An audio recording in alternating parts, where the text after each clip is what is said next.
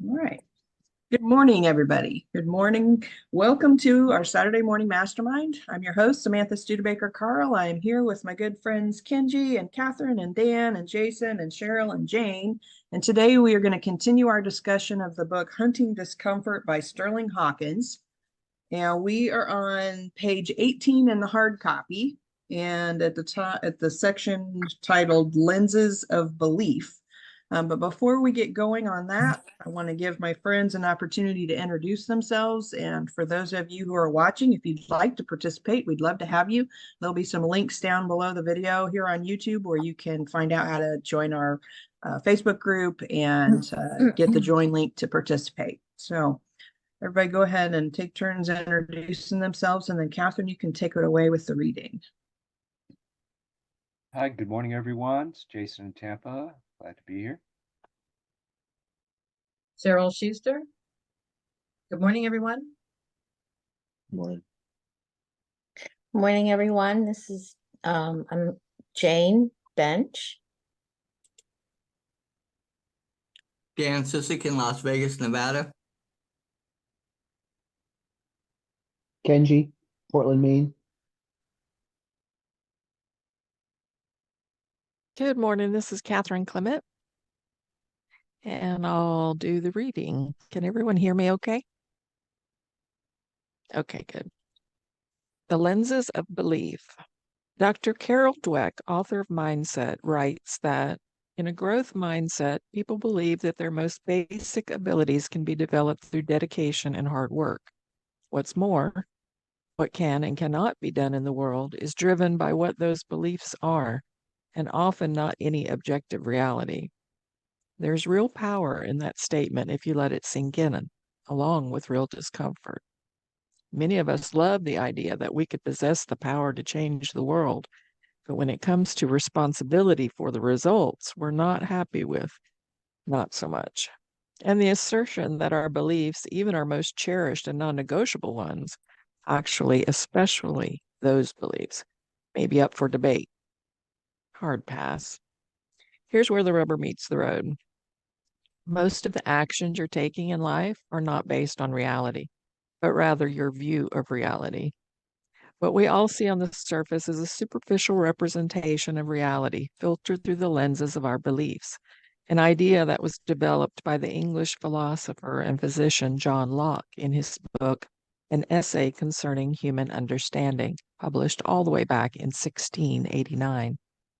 We tend to be very attached to our beliefs because they look real to us and they inform our identity, making it very difficult to see them for what they are, just a lens, but an important lens, one that is determining all your results in life. Here's how it works. And there's a figure, and it shows the lens of belief driving action with beliefs in the middle, and then actions, and then results. So beliefs about yourself, another, or the world around you drive your actions, and actions drive your results. It really is that simple. Give me just 1 second.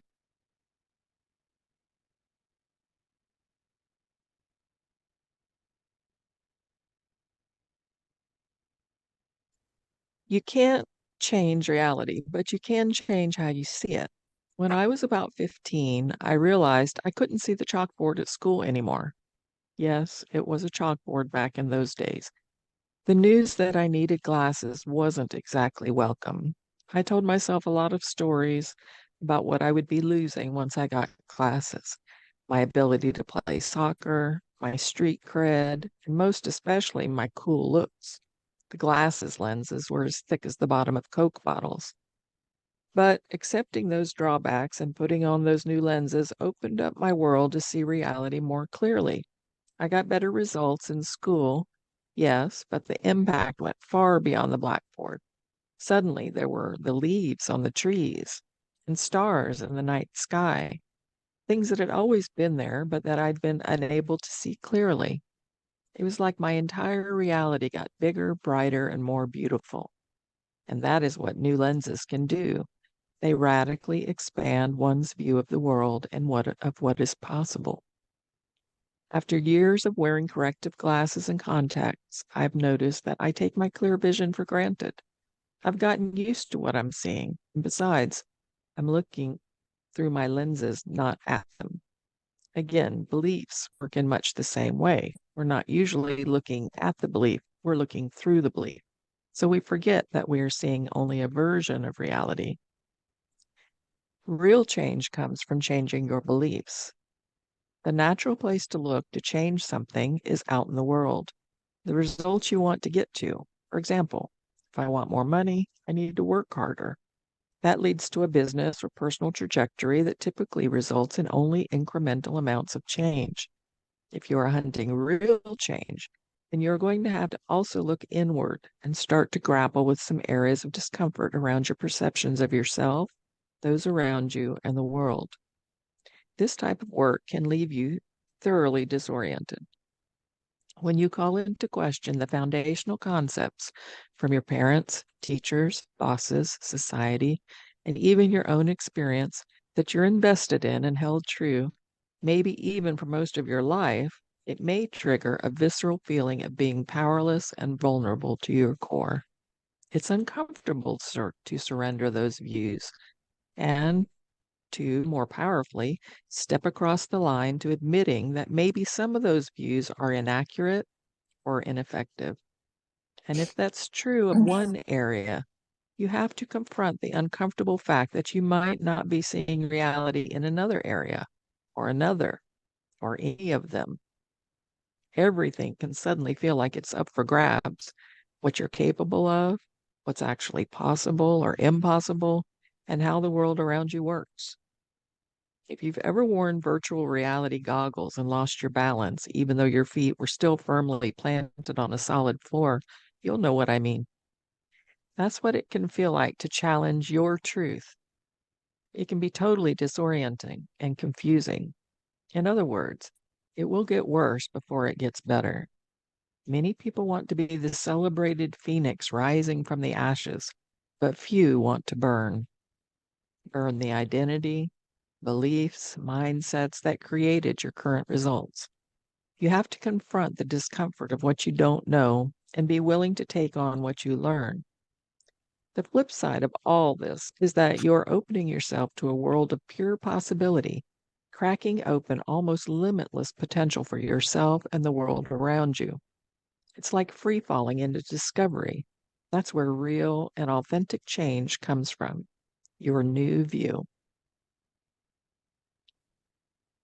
Real change driven by new beliefs. Avoiding discomfort leaves you with incremental results. Dramatic change comes from going through the discomfort of changing your beliefs. And it's got a little graph there. Shall I continue?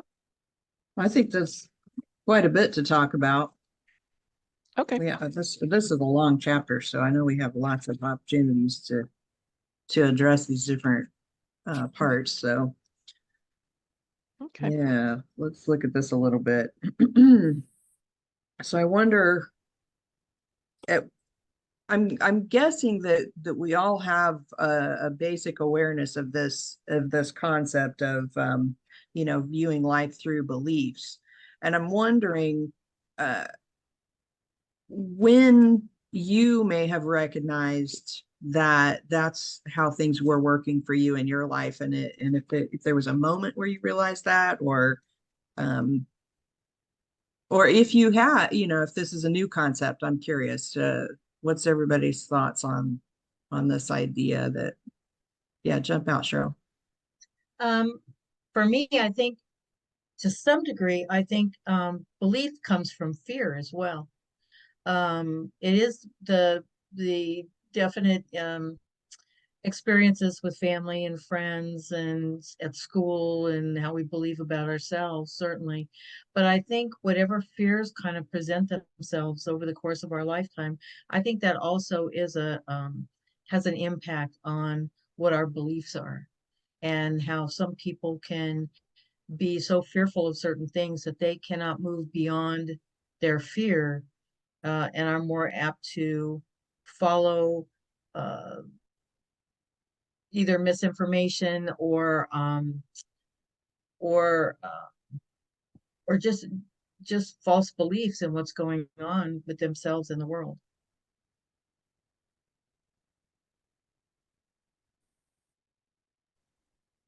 Yeah, you don't have to raise your hand. Just if there's a pause and you can jump out, jump out. Feel Okay, free. This is conversation, so I just okay. try and keep muted when I'm not talking so we don't catch background echoes and all that kind of thing. Um, I just recall when I was young and I grew up Catholic, and there's a lot of, I mean, there's a lot of beauty in Catholicism and Christianity, but um after a certain point in time, I it just wasn't working for me. I needed to find something more. I needed to search for something more. And I needed to see if I could challenge those beliefs, um, and what could replace them. And so that's when I did started on my little spiritual journey that I told you about, and started reading books on like philosophy, or like started out like with Wayne Dyer, which he actually started out with more psychological, philosophical things, and then went more into spirituality. And those really helped me to grow so much that it helped me to look at my Christian beliefs differently. And not that they're not right for other people, but I kind of needed something else, and so they were replaced with other, like, I still believe in Jesus, but I believe more about the Christ consciousness rather than all the dogma, around it, and those entrenched beliefs that we were born with original sin, and that you had to be saved. I hear a little echo. Oh yeah, that's from But Dan. He's figuring it out. okay. To enter heaven, you had to be saved, and that always never really worked for me, meaning other people who didn't believe in Jesus or had heard of Jesus. You have to have heard of Jesus first and then decided you weren't going to accept him. Then you were not going to get to heaven. And that really didn't, it just really challenged me to kind of look for something different. So that's like the one thing that I go right to. I know there's a lot of other beliefs over the years that I have been willing to challenge. But that's like pretty much the first one.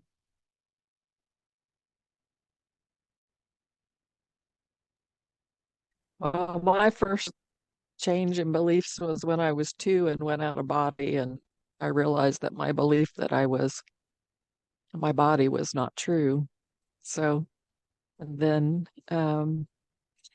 church also gave me a huge eye-opening because my cord.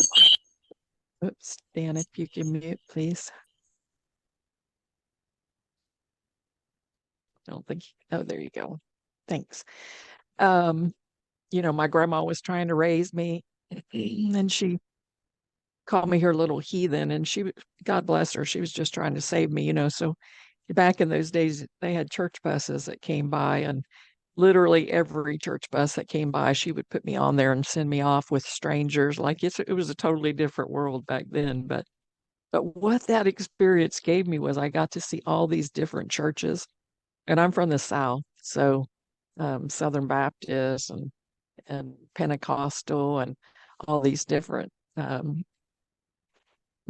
Catholicism. I got to Catholic church. I even went to synagogue. I could even speak, read, and write Yiddish when I was young.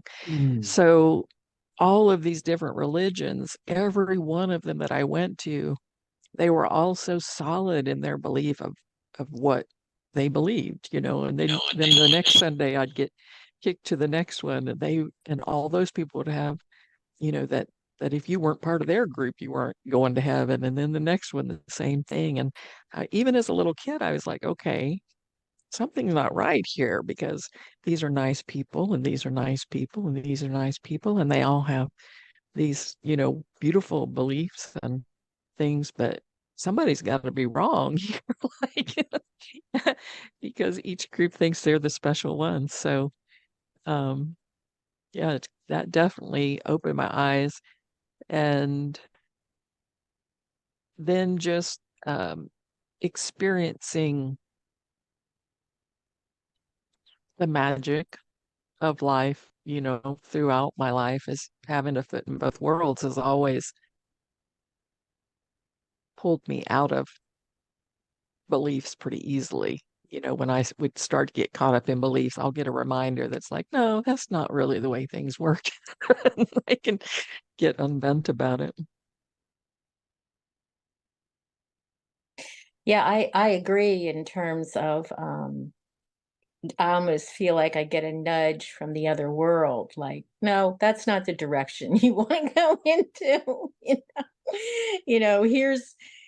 Here's a quote that'll make you think differently, or at least get you out of that rigid thinking, or here's a book, um or here's a friend that you might come across who maybe has some different beliefs, and that again will get you out of rigid thinking, just like you. I think that's fascinating that you were exposed to all these different um beliefs and religions, and that you learned Yiddish. Now, I went to a high school that was mainly Jewish people because I lived, it was anyway, it was near a Jewish community. So, and I actually, nobody forced Judaism on me, don't get me wrong, but I learned a lot of Yiddish, and that was kind of fun.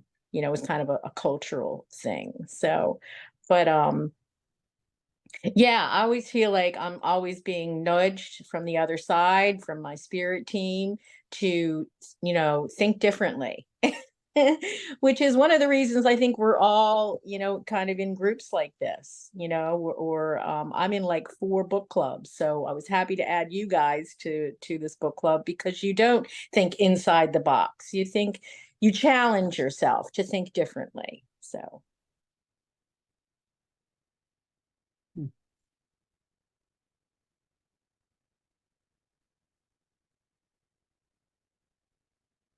just so Cheryl knows, oftentimes when we talk, and I like this, there's pauses between people talking. It's like we're thinking, we're gonna get on there and we're gonna start talking, but when we have something to say. So Yep, got it. Thanks. yeah. So Well, and I part learned to of be that is we comfortable, have some, comfortable with those absolutely, sorry, I pauses. didn't mean to step in on you there. No problem. Part of that is we have some people in the group that, due to health conditions, are flat on their back. They have limited use of their hands. They have MS. Some of our people stay unmuted all the time because they have trouble muting and unmuting. And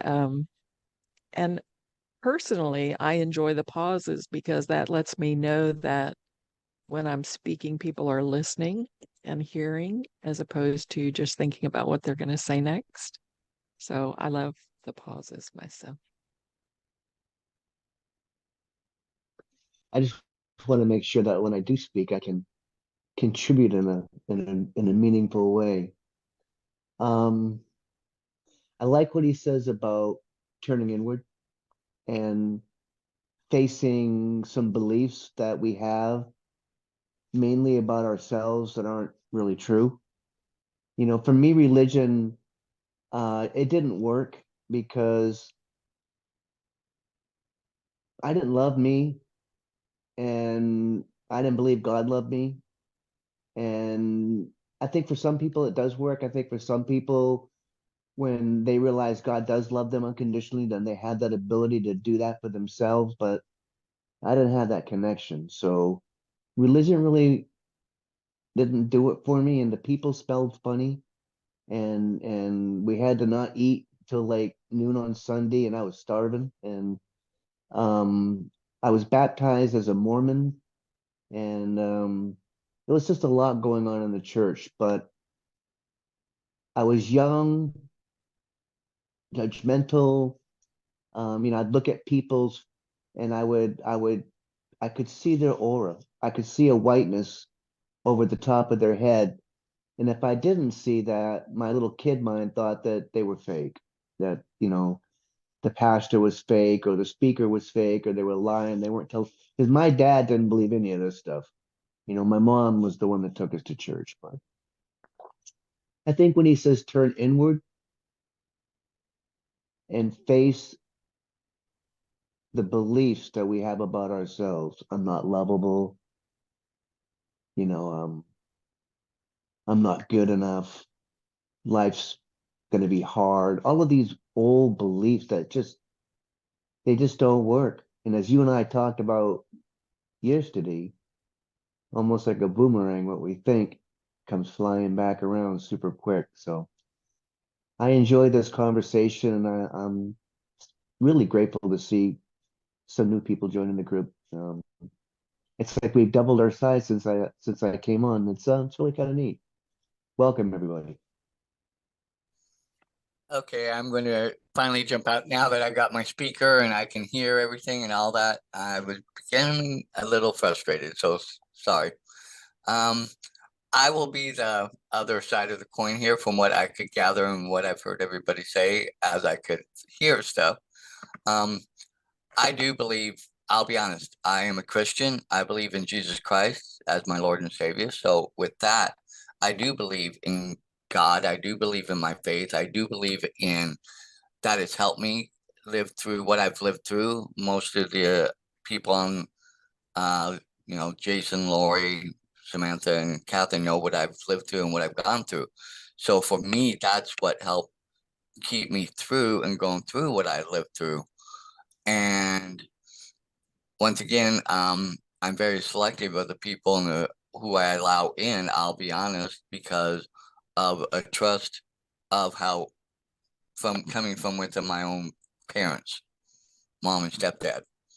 So in that sense, I believe that for me, that has helped me. It has guided me. It has given me strength. And I do love myself most of the time unconditionally, because, in that relationship that I have with God, I believe that, it has shown me that and that I am loved unconditionally. Now, there are times where I listen to my own lies or lies of what the world tells me that, oh, you're not this or you're not good enough with that and all those things. So that, gets in the way sometimes. But, and then meeting people here through other means and other backgrounds and other various things that we've been involved in, but being in this group now for almost 10 years or however long we've been going, I've grown to love and care about each and every one of them and count them as very good close friends, and am able to share more of myself because of them and with their help. And I've learned to grow. I've learned things. I know, as Katherine mentioned before, and a couple other, when we did the book by Wayne Dyer, Change Thoughts, Change Mind, I was very hesitant on that book, because of my own beliefs and my own thoughts. But I learned something out of that book, and it brought me closer with my faith, and it brought me deeper and gave me better insights with my faith too. But it also opened me up to other aspects within it, to open my thinking a little bit more and to allow that, everything is connected and God is connected in everything and through all of us. And I think that's the key thing, is to learning to understand that sometimes we all have to deal with it and go through what helps us best. And so from there, going with that. And that's where I come from. So Yeah, Dan, I'm so thankful that you did stick with us through that book, because I'll tell you that book and that's real similar to what he's talking about here. And I feel like a number of the books that we've read have wrapped their head, have been this concept of changing the way that you see things so that you can, make changes in your life that you could otherwise not make. And what's really interesting to me with that is that, if we're talking about religion, I grew up in a Christian school. So I spent, the first 12 years of my life being indoctrinated with Christian dogma. And when I came out of school, I was angry about all of it. And I rejected it from that point for a long, long time, where I was just absolutely not having any part of Christians or religion or any of it. And what's funny about that is that when we picked up the book Change Your Thoughts, Change Your Life, when we started talking about those different concepts, I started realizing that what my school and all of the teachers and the Bible and all of that stuff had been missing was the spiritual connection. They were so stuck in dogma and the things you're supposed to do or not to do or whatever according to their perception, that they missed the whole connectivity of how we're all connected and how we affect each other, and these, and the things that Jesus was really trying to teach about love. And it was because of that book, and Dan, a lot because of you too, that brought me back around to being more open to the concept of God and what the Bible actually can teach us versus what my school teachers and all of those people were trying to jam down my throat. And so that's a huge thing. And it also made me a whole lot more softer or compassionate towards people that do go to church, and to people who are very much in that I understand that it brings comfort, and that it creates a something to live by. And so I'm very grateful for you, Dan, and I'm grateful for this group, because if it wasn't for that, then I know that I wouldn't be where I am today. And but I wanted to talk about a different concept of, he's talking about how our beliefs create our reality, and when we can question our beliefs, that we can change something in our life. And I want to give an example of that. So my husband and I have been together since 91, 92, something like. We didn't get married until like 95, but we've been together for a lot longer than that. So we've been together for a long time. And about 17 years into our marriage, we went through some hell. I mean, some serious hell, where we almost ended up getting divorced. And the thing was is that I didn't realize at the time it was because of my beliefs about our relationship that was causing the issues. I was blaming all of the problems that we were having on him, like it was all his fault. And that I was in this because of him. I was this because of him. I was that, I was angry about so many different things.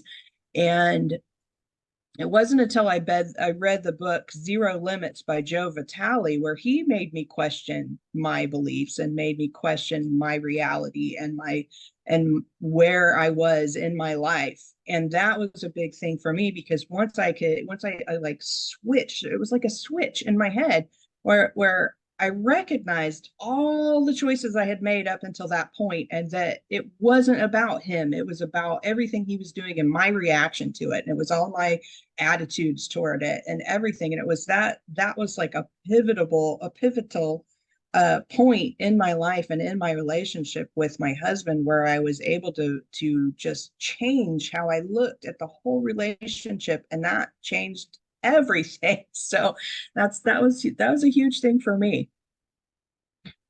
I totally agree that it is what your thoughts are. It's where you're at. And kind of like Dan said, sometimes the brain wants to take over the thought processes. But absolutely, my relationship with my husband was pretty much the same way in the beginning, where, it's you're trying to change me, you're trying to make me into something else, blah, blah, and then once that thought process starts, it just takes off from there. And so we had some rough patches too. And it wasn't until because Jane and I are on pretty much on the same spiritual path.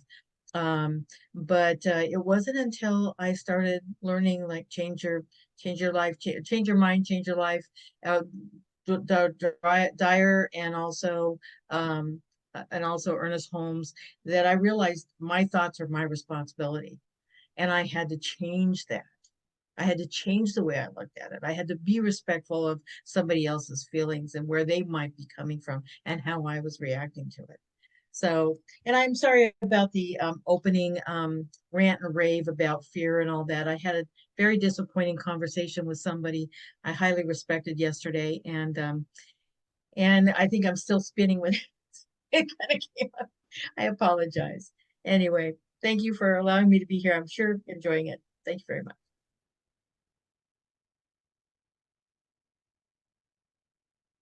Actually, I wanted to thank you for bringing that up, Jane, in regards to fear, because I thought that it was insightful that we can be, our beliefs can be shaped by many different things, um, you know, experiences that we had, or just feelings, and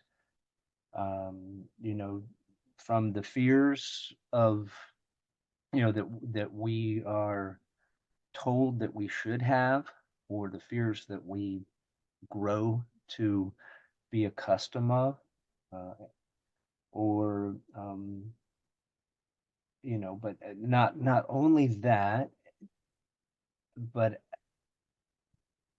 the that we our beliefs, which, as they're saying, drive our actions, and give us our results. Just that, those beliefs can develop from from an emotion or multiple emotions, um, and whether it's something as deep as, our spirituality, or something as maybe might be considered superficial, as how um, worthy we are, or valuable we are, or how well we can um, hold on to money, or um, hold on to love. Um, these Just that it can be influenced by many other things, and including fears, and as we know, fears can come from a lot of different places. So I wanted to thank you for that. Yeah, and I agree that I thought it was a valid statement, Cheryl, that I think we've often talked about in our spiritual groups, and Cheryl and I are in a spiritual book club together, and that you're when you feed, it's best to feed, you're either feeding love or you're feeding fear. And when you feed fear, your life is just tenuous. It's just it's you're not living in a happy place. And what we want to do is try as best we can to live in a happier place, or what I would say like a higher vibration. And Cheryl knows what I mean by that. Probably all of you know what I mean by that. And that vibration kind of um, just like thoughts or things, that higher vibration, fear pulls you down, and you're sending that into the collective consciousness. So fear is important to look at, and look at fear right in the face and say, okay, what is it? I'm feeling fear. What is it that I'm fearing? And try to break it down, and try to overcome it, and try to pull yourself out of it.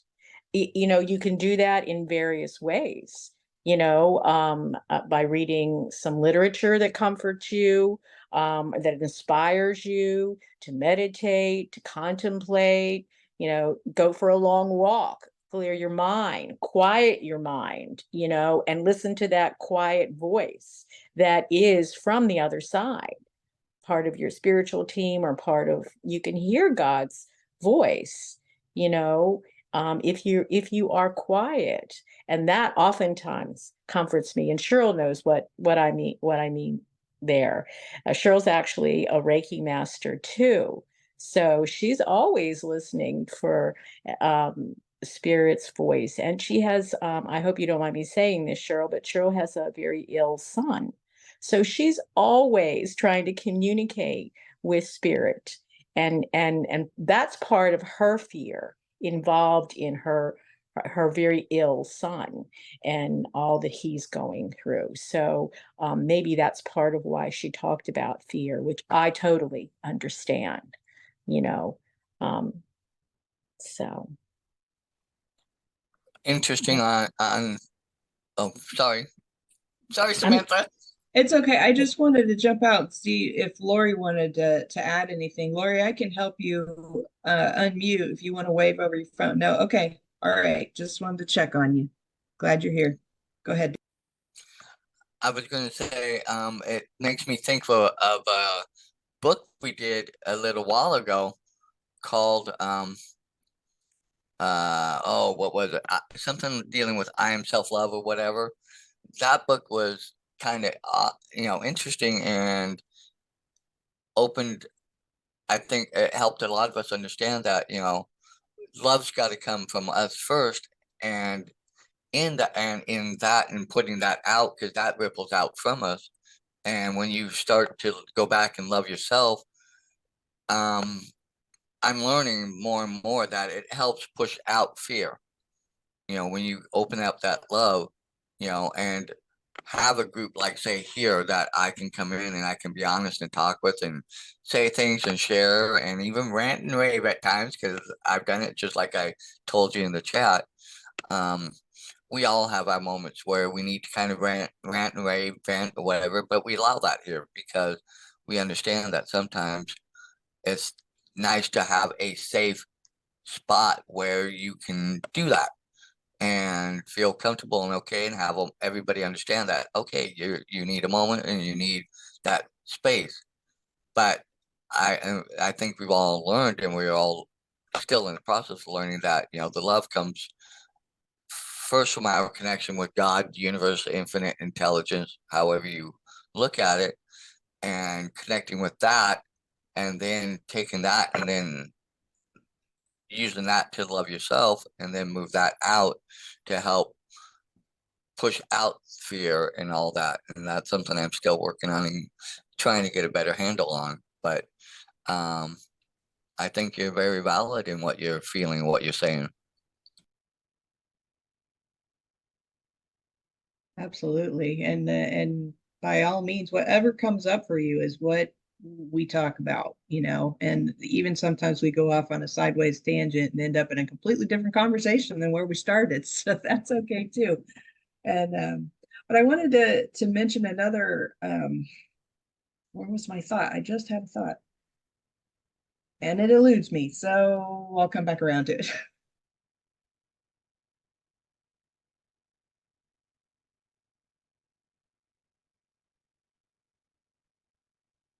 I love his statement that everybody wants to be a phoenix, but nobody wants to burn. Of course, that hits home with Kenji and I. We share a condition where we feel like we're on fire all the time. So we deal with these fears of, there's a, I don't want to get into this huge topic, but just to touch on it, excuse me, there's states, particularly the state of Maine, who's trying to completely do away with opioids, and it's affecting chronic pain patients and cancer patients that are on hospice, and even post-surgical patients, and it's putting a lot of fear into people like Kenji and I, who have these conditions that there's, quote, no cure. So when we try to look into the future what we see is more pain, and that drives a whole hell of a lot of fear. So he and I, we talk daily to work ourselves through staying in the present moment, staying focused on the changes that we can make that help our lives on a daily basis, and not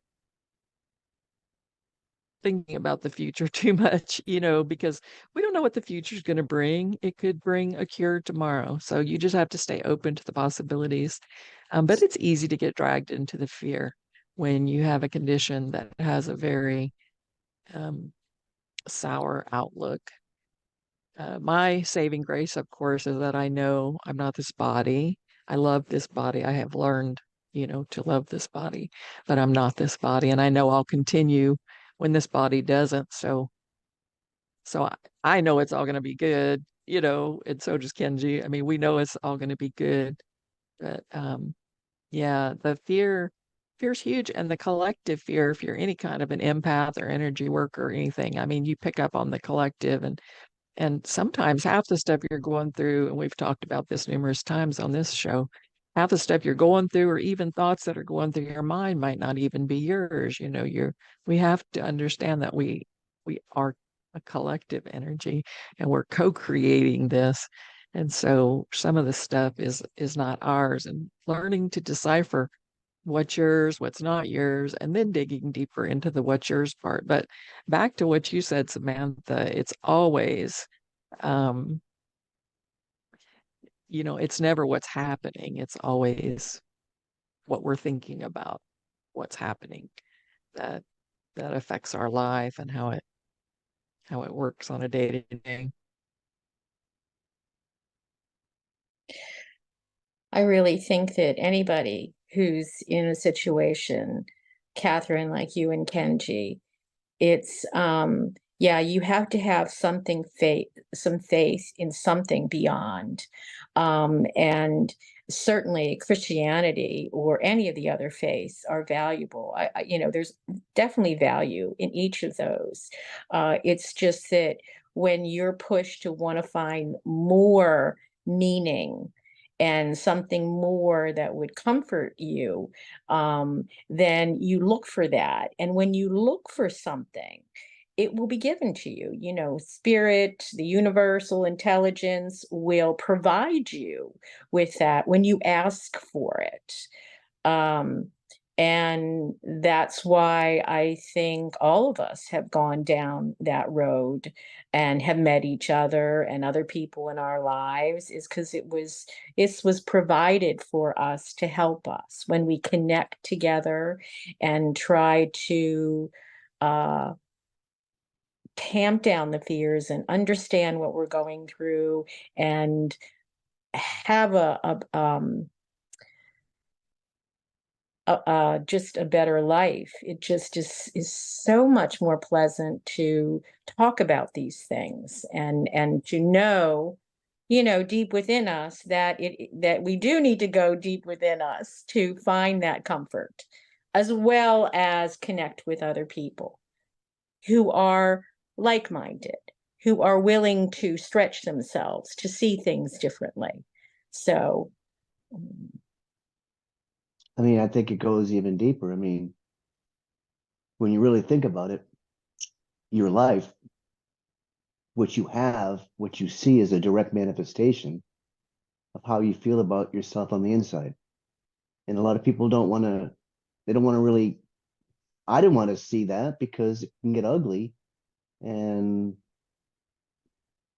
yeah, I mean, to just be authentic, to just be who we are. But that's all about authenticity. And I mean, it may be ugly to look within, look at yourself, but it can be beautiful too, because really you're a spark of God.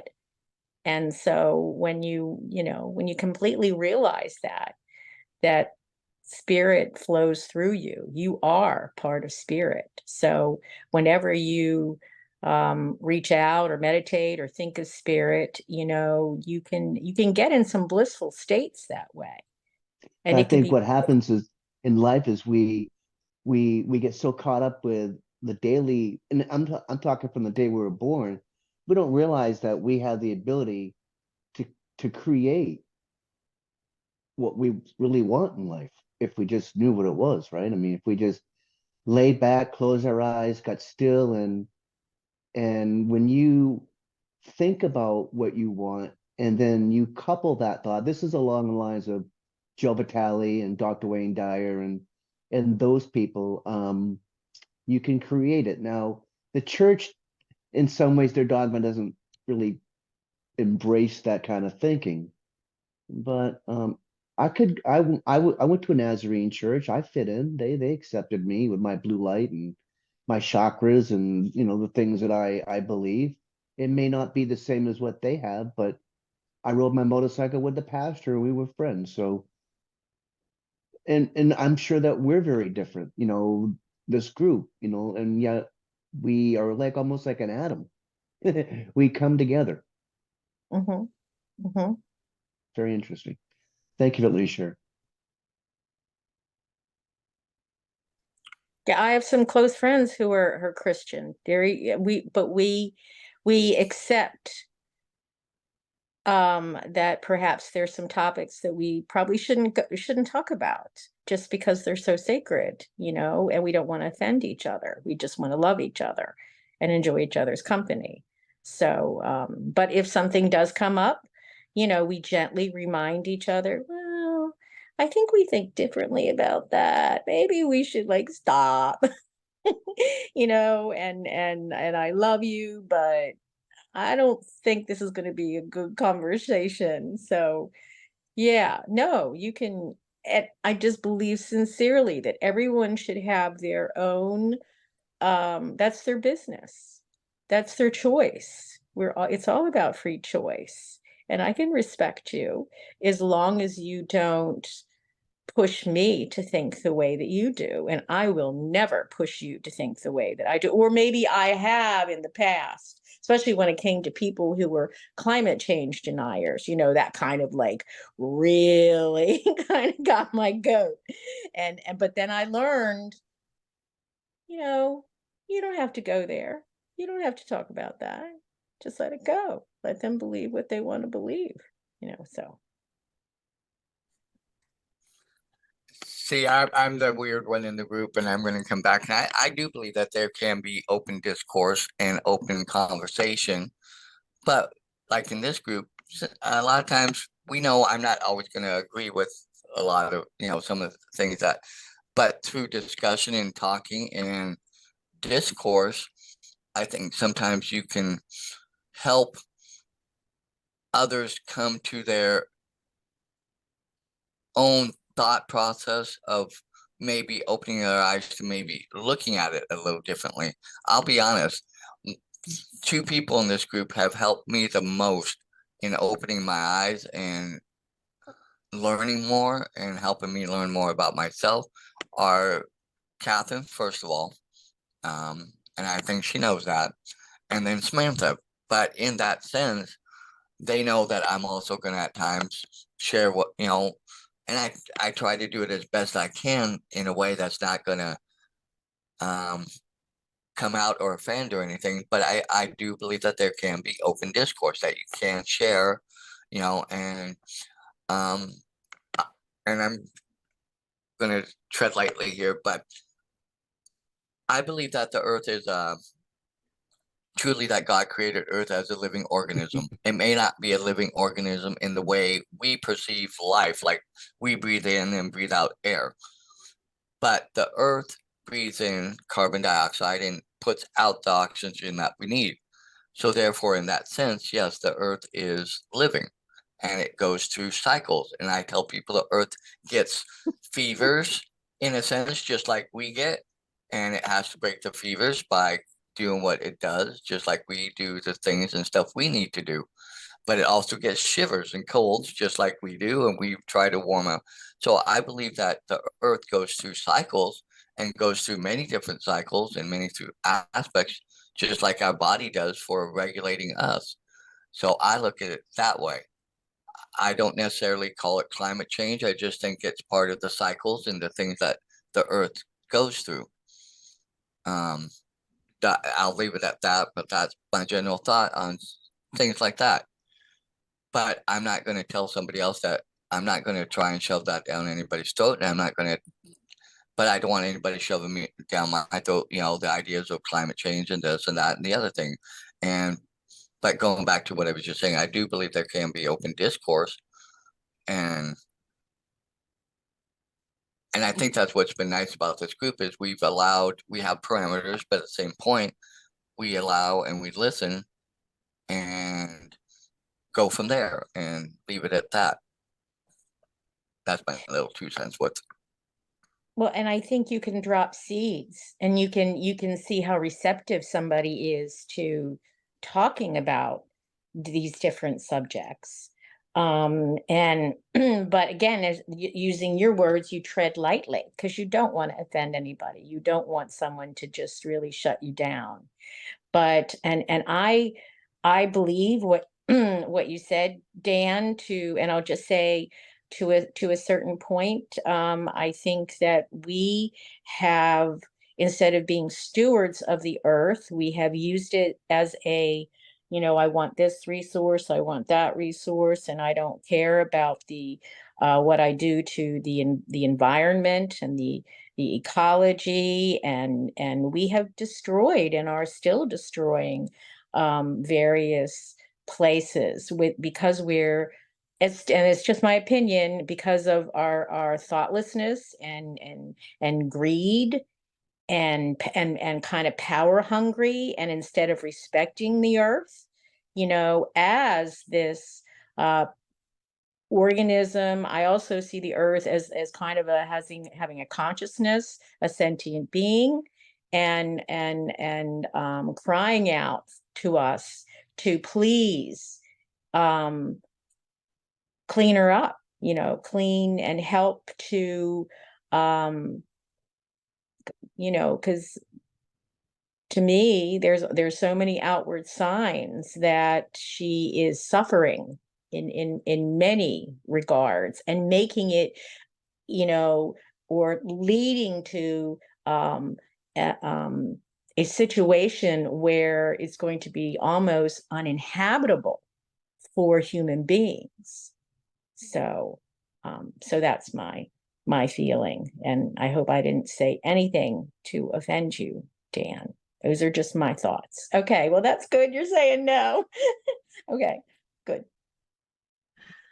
No, Awesome, guys. I was going to quickly go back. I believe that she fights back in some ways by having, volcanic eruptions, the big fires here and there and stuff. But, that's just, little things. I think, and I agree, we have not been good stewards of the earth. And there has been greed, and I see it in my hometown. Oh, we're just growing, building, and it's just, and we don't have enough water here to sustain it. I live in the desert, so You live in Vegas, right? yeah. Vegas. Okay. That's scary. Scary. Awesome. Well, guys, we are a little bit past the top of the hour, so I just want to kind of bring us back around to, our lenses of belief. We've all shared some different things that we've believed in the past that have changed for us and changed our outlook on life. And if anybody has kind of a final thought on that, if you wanted to go ahead and share that before we wrap up our discussion for today. I just want to say that, when we're talking about changing your beliefs, it doesn't have to be, it can be a lifelong belief or whatever, but you also need to just look at your daily beliefs, or at least for somebody like myself, I'll just speak for myself here. There are days I can do things, and there are days that I can't do things. What I try to do, I try really, really hard, is to make every day a new day and to start it without preconceptions of what I can't do. So, I try not to carry my can'ts into the next day. Like maybe I can't do it today, but when I wake up tomorrow, I try not to think, oh, I can't do that. I just try it and see, because maybe I can do it that day.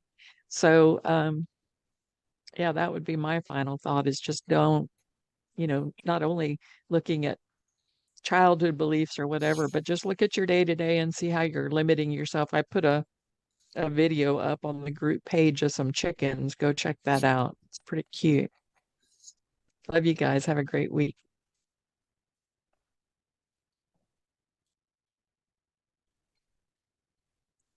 Just want to hop out real quick and kind of bring this the thoughts to the ideas that we want, that maybe, where are we feeling like in our day-to-day business life, where are we feeling like we are stuck, and what discomforts might we be either might be holding us back, or keeping us from expanding beyond our current beliefs. And I think if we are open to making the changes in those types of beliefs, we're going to see some advancements and expansions in our life that can maybe take us to the next place of success that we'd like to experience. But it definitely, be ready, because it will take some effort, some continuous effort, even though they may seem like some simple beliefs. At least for me, I've experienced that it's so easy, almost natural, that my mindset wants to default back to the beliefs that have sort of been ingrained through not necessarily fear, but just experiences. And you just start to grow to think that is just the natural way of things, sort of like the idea of not being able to grow without having to struggle first. It's not true. The idea that we can that it takes a long time to achieve anything worthwhile, it's not true either. But it's very easy to default back to those sorts of things, and there's just some work that you can expect to have to do, I believe. But it starts with like what he was saying about confronting that discomfort, and being open to confronting that which you may not, those beliefs which you may not fully understand. So anyway, that was just a thought I had to kind of bring it back around to our daily aspirations, where we want to make those positive changes in our life. But thanks so much, everybody. Have a great weekend.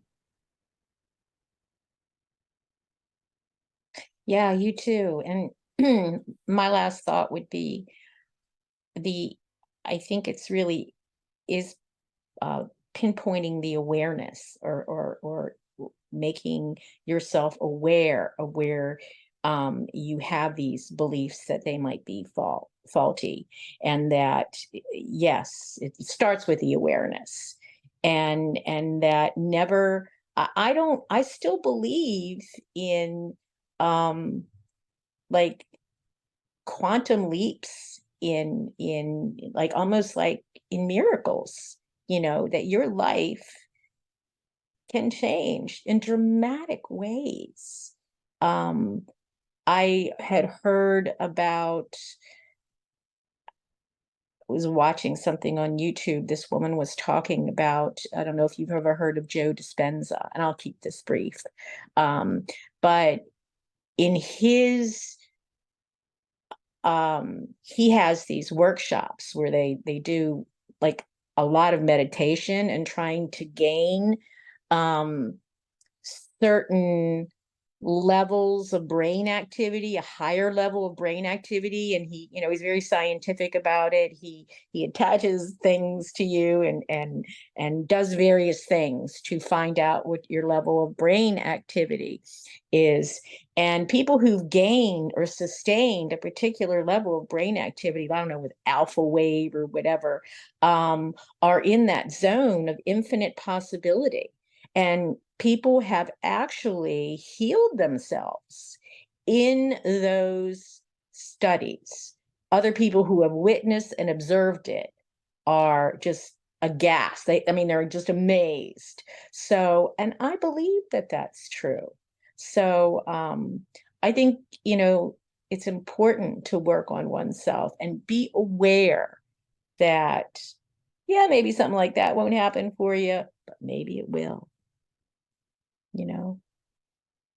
That's where the hope comes in. Hope is very important. So, and I also want to wish you all, it was a great discussion. Wish you all a great weekend. I'll throw my last thought out, and then in just what the last little bit between Jason and you, I've been noticing, and I'm starting to recognize it, and today helped bring it, is I'm fighting through to get to a next level me that I want to get to, where I can stay more focused on things I want to accomplish without having things happen that intersect or disrupt, and then I get taken out of that zone or mode or whatever I'm trying to work in, and get taken out of that, because that has happened to me 2 or 3 times this week, and each time I let it get to me and I got taken out of the mode I was in of what I was wanting to accomplish and do. And but it's weird, because in life before, and when I wanted to do things, I really set my mind to it, I did, and I did it. Like when I wanted to be on the wrestling team as a first-year senior wrestler, and I made varsity, things like that. So I know that but as I've grown older and had a lot of things happen, and I felt I didn't have the control there or the ability to control, I kind of let whatever happened take me out of it. And I'm realizing that. I think I've realized it in the past, but I think now it's really becoming to set in. So now that's what, this little, talk today has helped me to realize, I need to push through, even though it may be easier just to let myself be taken out of that moment, or in that desire to focus and get what I want done. I mean, truly focus and get what I want done, so I can move on to get other things done in my professional and business life.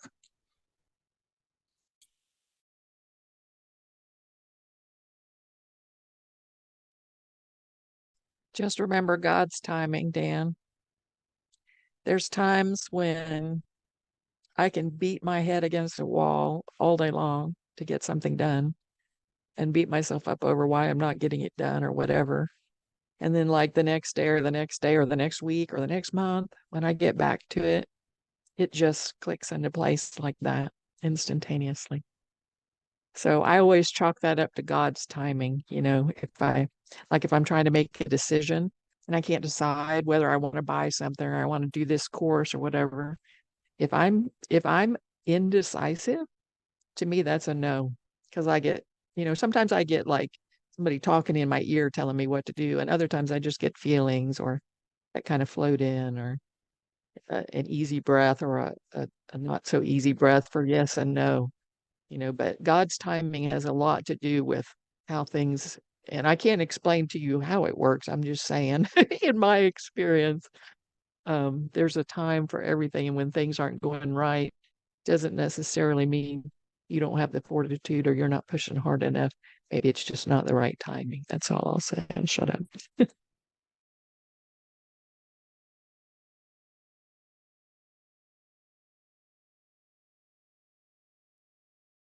Awesome. Oh, excuse me. Lost my voice there for a second. Okay, guys, that's been a great, great talk today. I think we've all shared some really powerful thoughts on our beliefs and what is possible versus what we think might be possible. And and it was not the last book that we read, but the book before it was The Big Leap. And that one opened up another possibility in my thought processes about what I believe. And because I had it in my mind for a long time that, our financial situation, our levels of success throughout the years with business and life and whatever, I always had it in my head that it was a roller coaster. So we're going to have ups, we're going to have downs, we're going to have ups, we're going to have downs. Sometimes we're going to be, struggling financially, and other times we're going to be having amazing success. And that book actually made me question that belief about whether it is possible to just keep moving in an upwards momentum. And I had never even thought, I had always thought, okay, it's always going to be ups and downs. And yet, I can look out here in the world and see businesses similar to mine that are much more successful than me. So that has to mean that there's an upward direction I can keep going, right? It doesn't have to, be good for a little while and then crash and burn, and then be good for a while and crash and burn. But I don't know. It was a weird thing that, I just automatically thought that's how that it was going to go for me for my whole life, because that's how it had gone for many, many years, as ups and downs. So we don't even realize that we have some of these beliefs sometimes. And like you were saying, Jane, is just being aware, becoming aware of some of the things. And sometimes we just don't even realize until we read a book and we have a discussion with other people, and then all of a sudden something just clicks in our mind of, oh, maybe I can question that which I've thought all this time and have a different perspective. And that's a powerful thing, because now we've opened up a whole new world of possibility for ourselves that we didn't even know existed before this moment when we had this realization. So that's just it's awesome. It's awesome, guys. Well, I'm going to go ahead and wrap us up for today. For everybody who is out there watching, if you're watching this as a recording, it's going to be on YouTube. And below this video, you'll find some links where you can find our Facebook group, which is Mindset Mastery Collective. And in that group, we have links for, joining us on this Zoom meeting. You can just look for the featured post or pinned post or whatever in the group, and it shows all the replays from all our previous discussions that we've had, as well as links on how to get into this meeting. Right now, we're studying the book Hunting Discomfort by Sterling Hawkins. We're still going to be doing this for a while, so if you'd like to join us, you're more than welcome to. Just jump over to the group and comment, add me to Messenger, and we will add you into our Facebook message so you can participate. So with that, guys, have a great, awesome, amazing week. Oh, and by the way, if you're still watching this, click like on our YouTube. Share it with anybody that you would like to, or you think would benefit from it. We would love that. So, okay, that's it for now. I love you all. Have a great, awesome, amazing week. We'll see you next time on the Saturday Morning Mastermind. Bye for now. Have a wonderful weekend, everybody.